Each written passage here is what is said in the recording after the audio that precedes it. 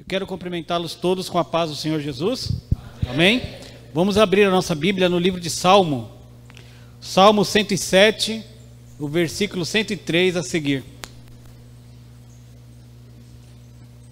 Salmo 107, bem facinho, é bem no meio da Bíblia. O versículo 23 até o versículo de número 30.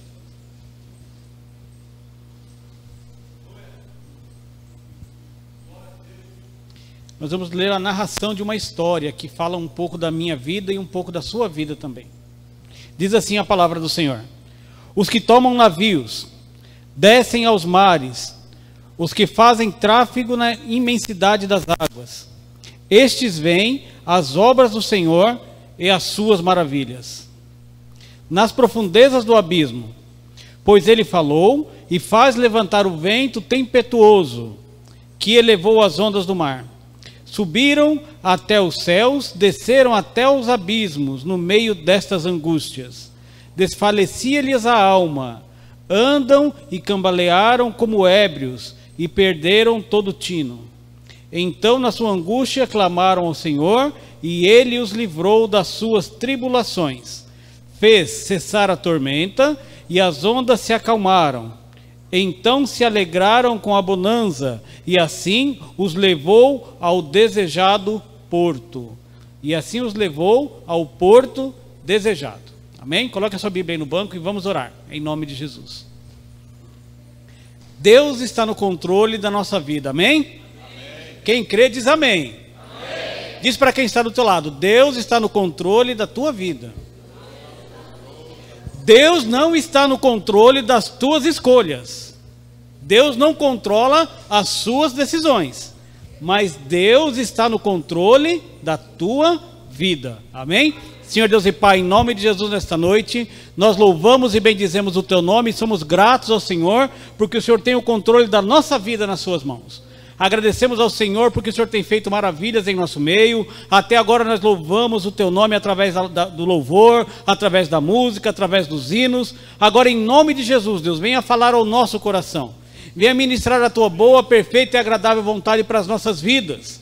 Que essa palavra que nós lemos venha a ser uma palavra de edificação e de vitória para mim e para os meus irmãos que estão aqui reunidos nesta noite. Deus, em nome de Jesus, que o inimigo das nossas almas não encontre lugar em nosso coração. Que Teu Espírito Santo tenha liberdade em nosso meio, que Ele venha falar ao nosso coração de um modo audível, que nós possamos entender a Tua vontade. Que não venhamos a sair daqui com dúvidas, mas que venhamos sair daqui hoje alimentados pelo poder da Tua palavra, em nome de Jesus. Amém? Pode se assentar, irmão. O texto que nós lemos descreve, irmão, uma viagem de uma tripulação que enfrentou uma tribulação. Imagina a situação dessa tripulação dentro de um barco quando veio essa tempestade. Eles estavam ali no barco, mais um dia normal de trabalho, mais um dia como outro qualquer. Eram pessoas experientes, pessoas treinadas, capacitadas, profissionais. E de repente, irmão, a Bíblia descreve aqui que parece que a coisa virou de perna para cima. Parece que as coisas, o barco ia afundar, a tempestade veio, a luta veio, e eles ficaram como bêbados sendo jogados para lá e para cá, ou seja, eles não tinham nenhum domínio sobre a situação que estava sobre a vida deles, não tinham domínio nenhum. A experiência, o tempo de carteira, as habilidades, nada valia nada ali naquela situação. Eles não podiam fazer absolutamente nada, sequer para ficar em pé no meio da tempestade. Eles eram jogados para lá e para cá. Um tentava segurar o outro, caía junto com ele. Quer dizer, ninguém podia ajudar ninguém. Tem momentos na vida da gente que parece que o nosso quadro é assim. Tem momentos na vida da gente que parece que a morte é a melhor opção, a melhor alternativa, é a única saída para a nossa história.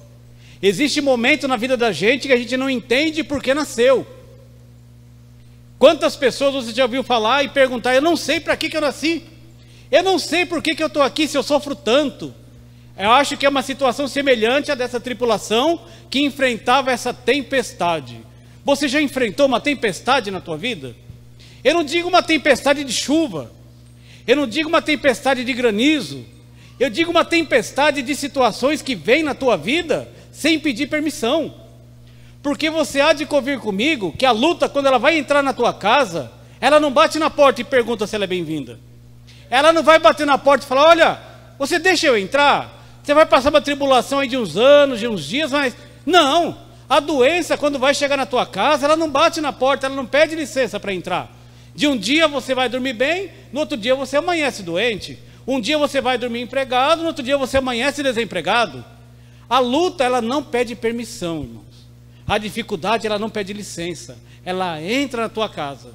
E quando ela chega, parece que é o fim. A pessoa entra em angústia, as pessoas entram em depressão, as pessoas ficam como esse quadro descrito aqui. Como um marinheiro em um barco que está prestes a ir a pique. E a primeira coisa que vem na cabeça da pessoa é: o que eu fiz de errado? Onde foi que eu errei? Que Deus se esqueceu de mim? Por que Deus me abandonou? Eu devo ter jogado pedra na cruz, não é possível. O que eu fiz? Por que Deus... É uma praga, deve ser macumba. Tem alguma coisa errada na minha vida. A pessoa começa a se martirizar. A pessoa começa, irmão, quando ela está na luta, a procurar pecado e erro na sua vida. E ela tem uma ajuda que é crucial e fundamental, que é a ajuda do diabo. O diabo vai falar para ela: isso mesmo, você merece passar o que você está passando. Você tem razão, você não vale nada. Isso aí é praga da sua mãe. Isso é a sua vizinha invejosa que está fazendo macumba para você. O diabo começa a colocar coisas na tua vida para que você tenha não uma solução, irmão. Para que você tenha mais problemas. E em tudo isso, em todo esse quadro, eu já passei por luta, tenho certeza que você já passou. Em todo esse quadro fica aquela pergunta: onde está Deus? Será que Deus se alegra com o meu sofrimento? Será que Deus tem prazer em me ver sofrer? Será que Deus sente prazer em me ver como esse quadro aqui, batendo cabeça para lá e para cá? Será que Deus fica lá do céu olhando como uma marionete, brincando com os meus sentimentos? Será que Deus se alegra, irmão? Por que Deus não faz nada? Você já se fez essa pergunta? Nós fomos criados por Deus para receber notícias boas. Quando alguém te elogia, você se sente o máximo. Quando alguém fala alguma qualidade tua, você fica: não, é verdade, tem mais qualidade que você não conhece ainda. Você gosta de receber boas notícias. Nós não temos estrutura. Deus não nos criou com estrutura para receber uma notícia ruim. Deus não nos deu estrutura para morrer. Nós fomos feitos para viver eternamente. Mas o vírus, o bacilo, a bactéria, a contaminação do pecado nos leva à morte. Mas nós fomos feitos para viver eternamente. E de fato viveremos eternamente. Ou ao lado de Deus, ou no inferno. Mas viveremos a eternidade ou do lado de um, ou de fato do lado do outro. Nossa estrutura não suporta notícias ruins. Nossa estrutura não suporta lutas. Mas Deus, quero que você entenda uma coisa: Deus, Ele seria tão egoísta, Deus, Ele seria tão pequeno em seu amor, se Ele nos deixasse passar pela vida sem passar por dificuldade, para Ele se revelar como um Deus de amor que cuida de nós. Ele seria um Deus tão mesquinho, com perdão da palavra, irmãos, se Ele nos deixasse passar em branco pela vida. Deus quer que você tenha experiência com Ele. Deus quer que você tenha experiências de viver junto, lado a lado com Ele. Deus não quer que você passe a tua vida inteira contando testemunho e experiências de alguém que você ouviu falar e que talvez você nunca vai conhecer pessoalmente. Deus leva aqueles a qual Ele tem um projeto na vida, muitas vezes Ele leva ao mar revolto. Muitas vezes Ele pega aquele que tem uma promessa de ser alguém na presença de Deus, e Ele não vai te levar para um palco, Ele vai te levar para um mar, Ele vai te levar para uma caverna, Ele vai te levar para uma situação adversa daquela que você imaginava. Por quê? Para que você aprenda a conhecer a Deus. Deus tem um plano na tua vida. Deus quer mudar a tua história. Deus quer mudar a tua vida de uma forma que você seria incapaz de fazê-lo sozinho. Para isso, muitas vezes ele tem que te pegar e te colocar lá no deserto. Muitas vezes ele tem que te pegar e te colocar lá na caverna. Muitas vezes ele tem que te pegar e te colocar num barco para você sentir uma pseudo-segurança, uma falsa segurança. Aí de repente você dentro daquele barquinho, ele vai enfrentar uma tempestade no mar. Aí você vai perceber que a tua força humana, aí você vai perceber que as tuas qualidades, você vai perceber que tudo que você dava valor, naquele momento de dificuldade não tem valor. Só tem valor quando Deus está com você, irmão. E Deus quer mudar a tua história. Diga isso para quem está do teu lado, Deus quer mudar a tua história. Seria fácil se Deus mudasse a nossa história, como um cirurgião plástico muda a nossa aparência. Ele te dá uma anestesia, você dorme, a hora que você acorda é outra pessoa. Que maravilha, irmãos. Não vai doer nada, né? Ainda vão te servir na cama comida, sopinha, vão ficar ali te paparicando, mas Deus não faz assim, irmão. Deus, quando Ele quer mudar a nossa história, muitas vezes Ele te joga lá dentro de uma cova cheia de leões. Muitas vezes Ele te joga numa fornalha, onde o fogo é aquecido muitas vezes mais, para Ele provar que Ele é Deus na tua vida, é Ele que controla, é Ele que domina, é Ele que faz, é Ele que cuida, não é você. Tua vida está nas mãos de Deus. A tua vida está nas mãos de Deus.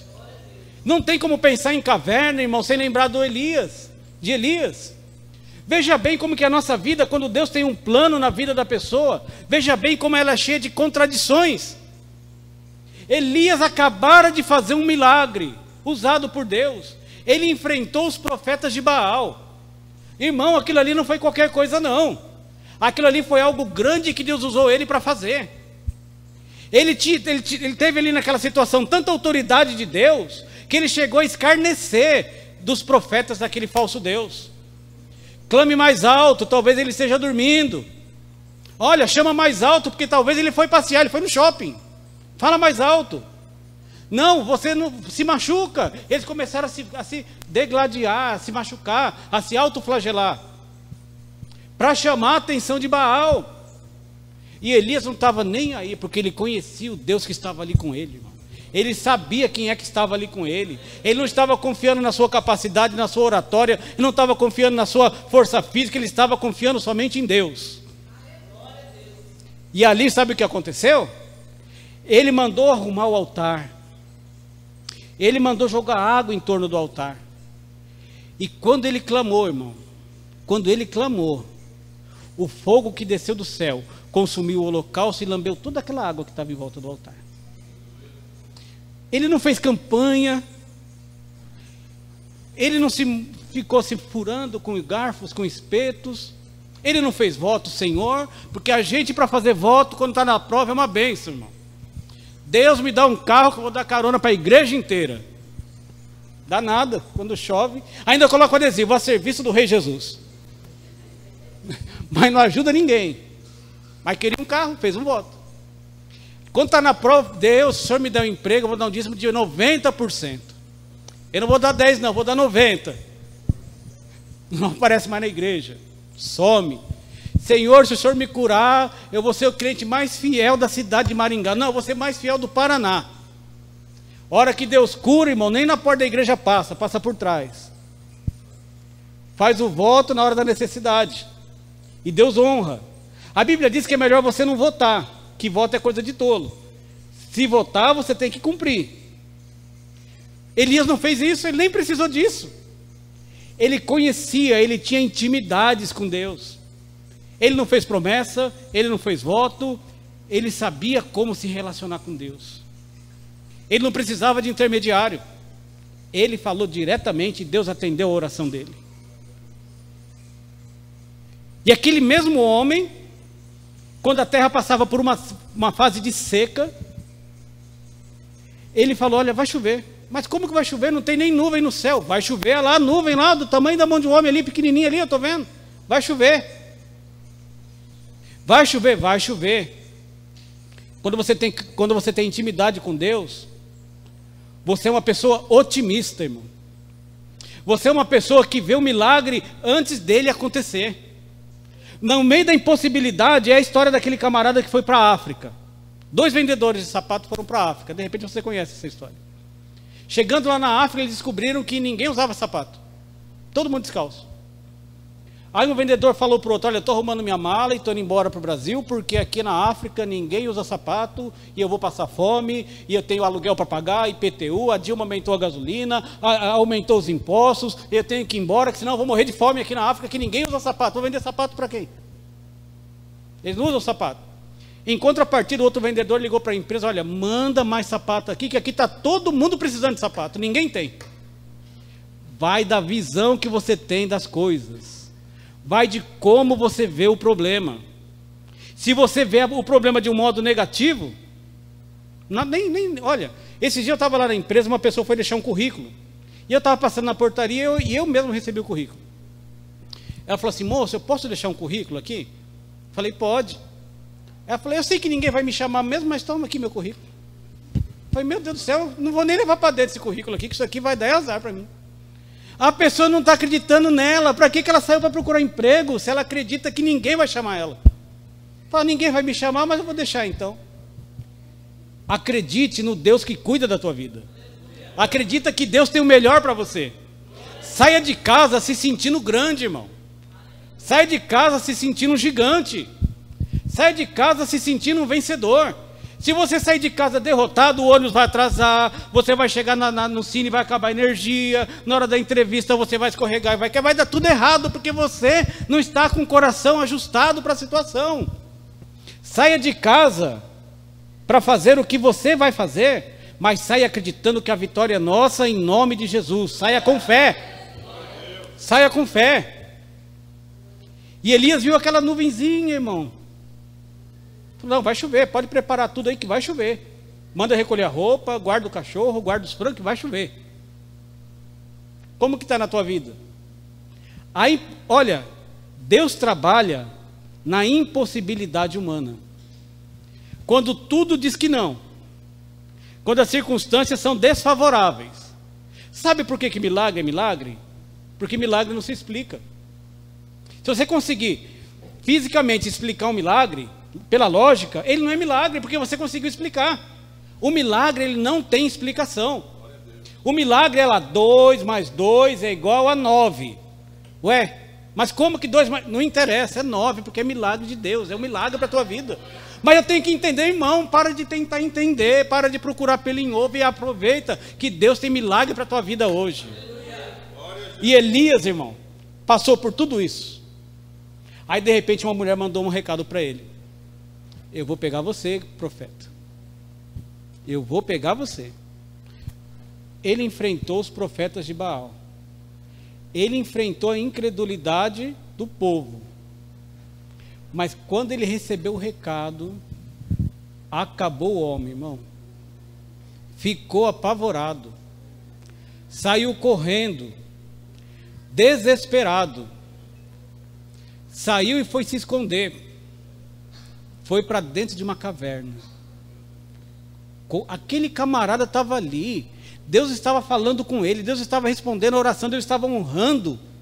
E agora aquele homem, que Deus havia falado com ele, estava dentro de uma caverna. Ele não estava orando em campanha de consagração, não. Apavorado. Com medo. Aí Deus é um Deus que cuida de nós, irmãos. Deus é um Deus que está presente com a gente, onde você estiver, no barco, no mar revolto, dentro da caverna, dentro da cova dos leões, onde você estiver, Deus está com você. O próprio salmista perguntou: Deus, para onde que eu vou fugir da tua presença? Se eu subir na montanha, o Senhor está lá. Se eu for no inferno, o Senhor está lá. Na sepultura, o Senhor também está. Para onde que eu poderei me esconder da tua presença? Não tem. Em todos os lugares Deus está olhando por você, irmão. E aquele homem foi para dentro daquela caverna. E lá dentro da caverna um anjo foi falar com ele. E ele, apavorado, irmão. Olha, ainda bem que você está aqui, meu Deus do céu, tem uma mulher lá fora, ela quer me pegar. Eu não sei o que eu faço, você tem que me ajudar, porque mataram todo mundo, mataram todos os profetas, acabou com tudo, só sobrou eu. Caverna é lugar de angústia. Caverna é lugar de aflição. Caverna é lugar de choro. Caverna é lugar de dúvida. Caverna é lugar onde a pessoa vai para ela poder se esconder da sua realidade. Hoje em dia, não existem cavernas para você se esconder, mas as pessoas se enfiam numa caverna chamada depressão. E ficam lá dentro, lá encolhidinhas, ali, encolhidas com medo da vida. Aí você vai conversar com a pessoa, aquela pessoa já teve tanta experiência com Deus, mas por causa de uma palavra, ela deixou tudo para trás. Por causa de uma palavra, ela esqueceu de todas as promessas de Deus. Deus abriu o céu, Deus curou, Deus fez maravilha, mas ela tinha que enfrentar uma única luta, uma única dificuldade, porque Deus vai fazer eu e você passar por dificuldade. É para a gente crescer, é para a gente aprender. Quando chegou o momento dessa pessoa passar por essa dificuldade, ela correu e se escondeu. Foi para dentro de uma caverna. Fugir da presença de Deus. Onde está você nessa noite? Onde que você está? Você tem promessa de Deus? Quem tem promessa de Deus? Para quem, isso aí é promessa de segundo lugar. Quem tem promessa de primeiro lugar, levanta a mão assim. Primeiro lugar de Deus. Você tem promessa de Deus na tua vida. A Bíblia diz que você não pode acender uma lâmpada e colocar ela embaixo da cama. Sabe por quê? Porque embaixo da cama ela não vai servir para nada. Você, quando acende uma lâmpada, diz a Bíblia, que você coloca ela no lugar mais alto, para que a luz daquela lâmpada ilumine todo o ambiente. Você é uma lâmpada acesa. Eu te pergunto, onde você está? Você está preso na religiosidade? Você está preso nas tradições? Onde você está? Elias ficou preso pelo medo. O medo impediu aquele homem de prosseguir na sua caminhada com Deus. Por algum tempo ele ficou parado. Por algum tempo ele ficou inerte. Por algum tempo ele ficou justificando. Já conversou com um crente desviado? Ele justifica um monte de coisa. Ah, eu sou crente e eu sou fiel, mas a culpa não é minha, a culpa é do pastor. Não, eu sou crente, mas eu sou fiel, a culpa não é minha, a culpa é da igreja, porque a igreja... Não, eu sou crente, eu sou fiel. A culpa não é minha de eu estar nessa situação. A culpa é da minha mãe. A culpa, Adão falou quando Deus foi conversar com ele: Adão, o que você está fazendo, Adão? Deus, a culpa não é minha não. A culpa é dessa mulher que o Senhor me deu aqui. Eu não tenho culpa. Mulher, o que você está fazendo? Não, Deus, a culpa não é minha. A culpa é dessa cobra que o Senhor mesmo colocou aqui do meu lado. Então a pessoa vai justificar o seu erro para que ela possa se parecer boazinha. Mas você conhece você. Ninguém te conhece melhor do que você. Você conhece as suas qualidades e você conhece também as suas fraquezas. Você conhece aquele pecado que te tenta mais, conhece. A gente espiritualiza, está amarrado em nome de Jesus. Mas que balança, o coração balança, você conhece qual que é. E o pior de tudo, o diabo também conhece. Você conhece a sua essência. E eu quero que você diga para você mesmo, onde você está nessa noite? Dentro de uma caverna? Saiba que os grandes homens de Deus foram tratados muitas vezes dentro de uma caverna. O rei Davi teve um problema familiar. A Bíblia descreve Davi como um homem segundo o coração de Deus. Ele só não foi perfeito porque perfeito teria que ser Jesus. Ele era um homem segundo o coração de Deus. Mediante um conflito familiar, onde ele tinha uma atitude a ser tomada, ele não teve coragem de enfrentar o problema familiar. Ele não teve coragem. Ele preferiu correr e foi para uma caverna se esconder. Uma caverna chamada Caverna de Adulão. Quando ele chegou na caverna, irmão, você acha que está ruim para você? Né? Às vezes você reclama que tem pouca roupa, às vezes você reclama que não tem o carro do ano, né? Às vezes você reclama que você não tem uma roupa boa para vir para a igreja, às vezes você reclama que não tem dinheiro para comer um cachorrão, né? Às vezes você reclama, mas tem gente pior do que você e você não sabe. Enquanto você está reclamando que não tem dinheiro para comer um bife, tem gente que não tem dinheiro para comer nem o arroz que você está rejeitando.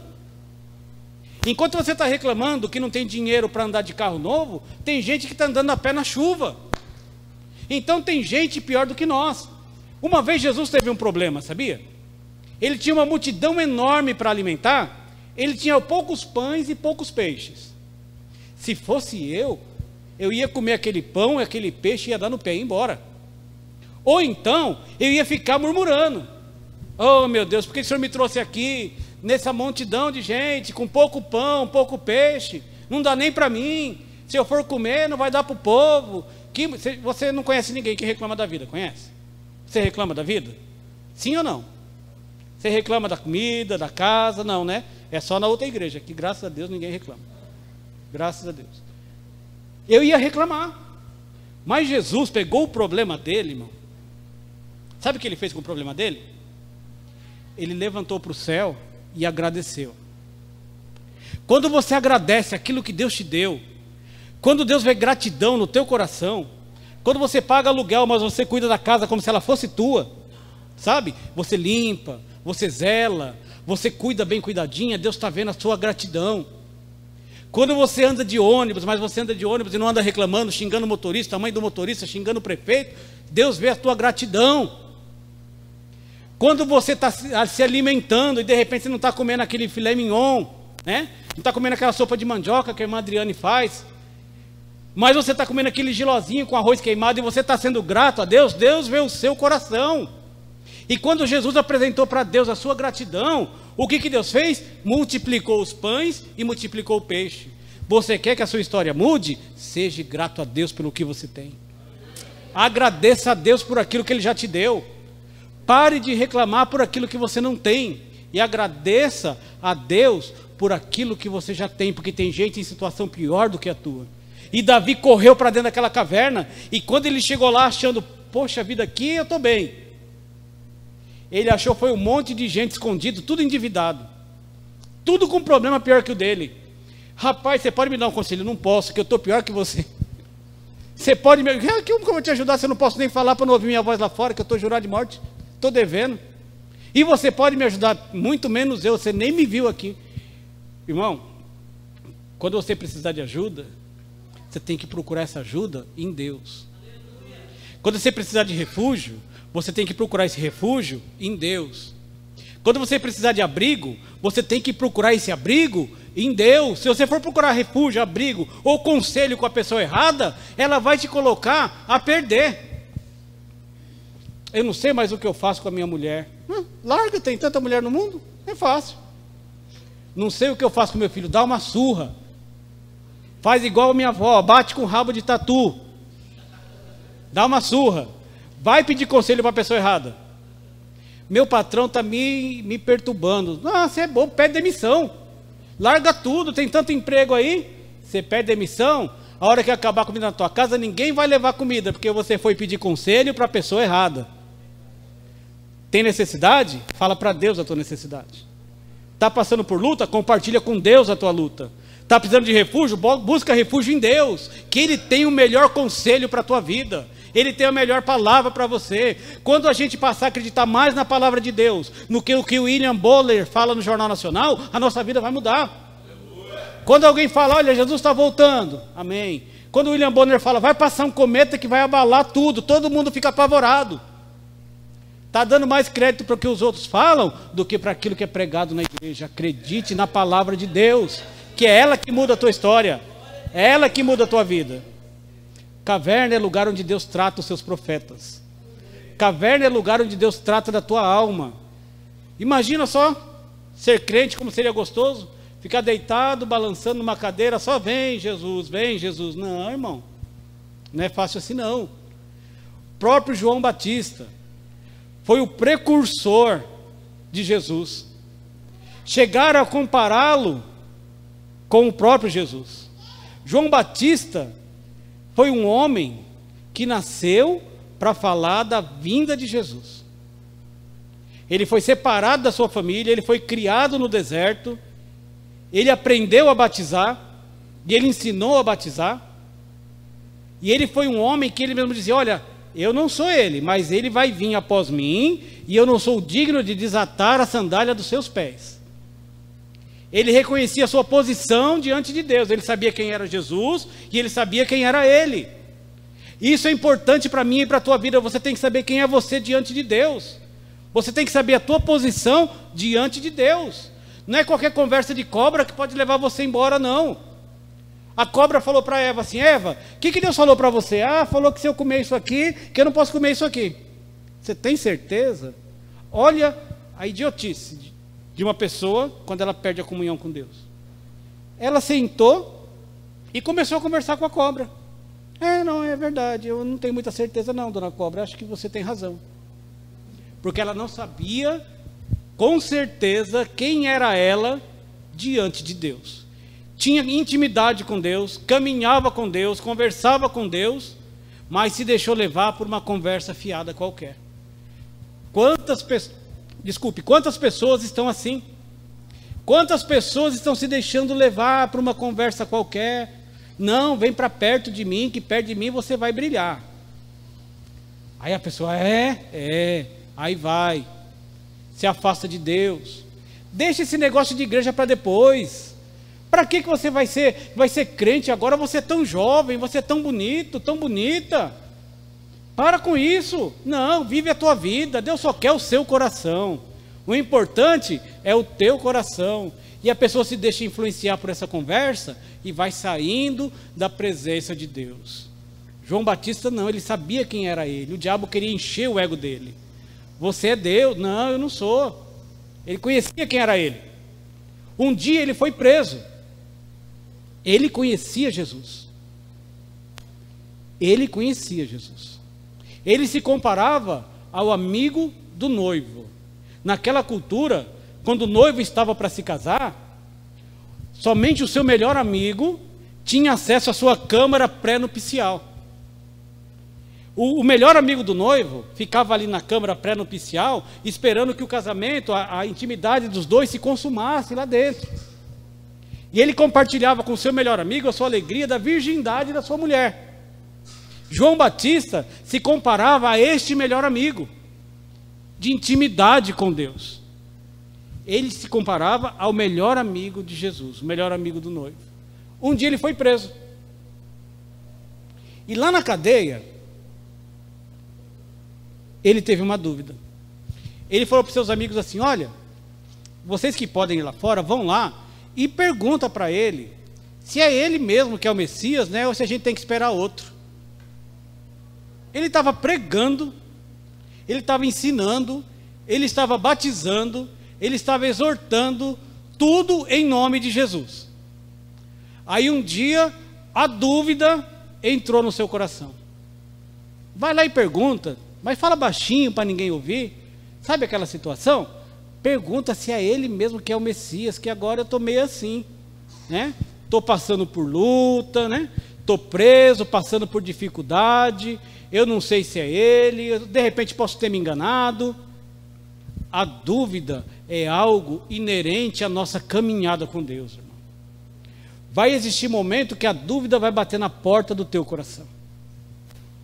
Vai existir momento que a incerteza vai bater na porta da tua casa. Vai existir momento em que você vai perguntar: será que eu tomei a decisão correta? Será que eu fiz a melhor escolha? Será que eu estou correto nas minhas decisões? Será que eu não vou me arrepender depois? Imagina a situação dele, preso. Preso não tem dignidade, irmão. Não importa o crime, preso não tem dignidade. Preso tem que andar com a mão para trás e a cabeça baixa, sim senhor e não senhor. Preso tem que fazer as coisas com horário limitado. Como que uma pessoa que está pregando libertação, liberdade, vida, se encontra presa? Imagina a cabeça dessa pessoa, né? Quantas vezes vem no culto domingo à noite e sai daqui feliz, sai daqui animado, achando que a segunda-feira a nossa história vai mudar, e aí a primeira porta que você bate na segunda-feira não abre para você. Aí você busca mais energia dentro da tua alma e você fala: não, é que aquela porta não era boa, boa vai ser a segunda porta. Aí você vai lá e bate na segunda porta, e a segunda porta não abre para você. Aí você fala: não, Deus tem algo melhor para mim. Tem ainda a terceira porta. Aí você bate na terceira, né, e as portas não se abrem para você. E aí você volta para trás cheio de dúvida: meu Deus, será que Deus falou comigo mesmo? Será que toda aquela palavra que eu ouvi, será que aquilo era comigo? Será que todas aquelas promessas que eu escutei, será que tudo aquilo era para a minha vida? Dúvida te leva a ficar inerte, te leva a ficar parado. A dúvida te leva a não sair do lugar. A dúvida é do diabo, o muro é do diabo. Quem está em cima do muro está em cima do diabo. Ou você está de um lado ou está do outro. O muro, ele é do diabo. A dúvida não provém de Deus. você tem que ter plena convicção de que Deus tem o melhor para a tua vida. Deus tem o melhor para a tua história. E o melhor de Deus não é no meu tempo. Mexe com o meu orgulho, eu tenho que depender. Mexe com a minha autoestima, eu tenho que aguardar. Eu sou ansioso. Eu quero tudo para ontem. Mas Deus, antes de dar o melhor para mim, Ele quer me ensinar umas lições básicas. Por exemplo, eu tenho que ser grato por aquilo que eu já tenho. Eu tenho que aprender a esperar em Deus. Eu tenho que confiar que Ele tem o melhor para mim. Deus quer tratar da minha alma antes de me dar algo de valor para mim poder cuidar. Você dá um presente para alguém, você vai visitar a pessoa, o presente está embaixo da cama, você vai se sentir frustrado. Deus quer dar o melhor para você, mas Ele quer que você tenha condições de cuidar do melhor de Deus que Ele vai dar para você. Ele quer que você saiba cuidar, que você saiba valorizar. E João Batista falou, vai lá e pergunta se ele é o Messias ou se eu tenho que esperar outro. E os mensageiros foram até Jesus. Jesus estava ocupado curando, libertando, e quando Jesus parou para ouvi-los, ele falou, olha, João Batista mandou perguntar se o Senhor é o Messias, ou se ainda vai vir um outro, de repente ele se enganou, de repente não era agora, de repente não era o Senhor, de repente não era o tempo, de repente eu não nasci para ser crente, de repente eu estou na igreja errada. Quantas dúvidas devem estar rodando na cabeça de pessoas aqui nessa noite? Mas Deus tem resposta para todas as suas dúvidas. Deus tem resposta para todas as tuas indagações. Sabe o que Jesus falou? Ele não falou assim, não, eu sou eu. Não, ele falou, ó, vai lá. Volta lá no cárcere. Ele sabia onde João estava. Ele sabia. Volta lá no cárcere e diz para João Batista que os aleijados andam, os cegos enxergam, os leprosos são curados, os mortos são ressuscitados e aos pobres é pregado o evangelho. Vai lá e fala isso para ele. Ou seja, observe tudo que está sendo feito em tua volta, que você vai perceber que Deus está cuidando de você. Observe tudo que está acontecendo ao teu redor. Observe tudo que Deus já fez por você. Observe os sinais que estão na tua vida, que você vai entender o cuidado de Deus pela tua história e pela tua vida. Quantas pessoas pelas suas forças nem estariam aqui nessa noite? Quantas pessoas pela sua própria escolha talvez estivessem até mortos por ter feito alguma escolha errada? Mas Deus, que pode mudar qualquer situação, mudou a tua história e te trouxe aqui nessa noite para te dizer que Ele te ama e que vai terminar a obra que Ele começou na tua vida. Não importa se você está dentro de uma caverna, escondido. A caverna pode segurar o homem de Deus. A caverna pode ser um lugar de fuga, sazonal, passageiro, para o homem de Deus. Mas a caverna não conseguiu segurar Jesus, irmãos. A caverna não conseguiu segurar o Mestre. Quando mataram Jesus e colocaram o seu corpo numa caverna, aquela caverna não foi suficiente para segurar, para prender o autor e o dono da minha e da sua vida. Aquela caverna não teve força. Aquela caverna não teve estrutura. Aquela caverna teve que se prostrar, teve que se dobrar àquele que tudo pode, aquele que tudo pode fazer, e aquele que está aqui nessa noite para abençoar a tua história. Ele pode entrar na sua caverna nessa noite, irmão. Ele pode entrar nessa caverna que você está se escondendo. Ele pode entrar aí no meio do rolo que você está. Ele pode entrar no meio dessa luta que você está passando. E pode te tirar daí. A caverna não segura os amigos de Jesus. Caverna não segura os amigos de Jesus. Veja Lázaro, morto, 3 dias, cheirava mal. Bastou a voz de Jesus, bastou a pronúncia do nome dele. Jesus falou, Lázaro, venha para fora. Onde que ele estava? Na caverna, amarrado, morto, cheirava mal. Os amigos foram amigos até ali. Você entende? Levaram ele, colocaram em cima da pedra, fecharam a porta do sepulcro, que era uma caverna, e foram embora. Acabou os amigos, acabou tudo. Mas Deus, irmão, quando Ele é amigo de alguém, Ele não abandona. Ele vai te buscar onde você estiver. Ele vai ao seu encontro onde você estiver. E Ele tira você da situação que você está enfrentando. Ele não se conforma em ver o seu sofrimento. Quero que você se coloque em pé em nome de Jesus.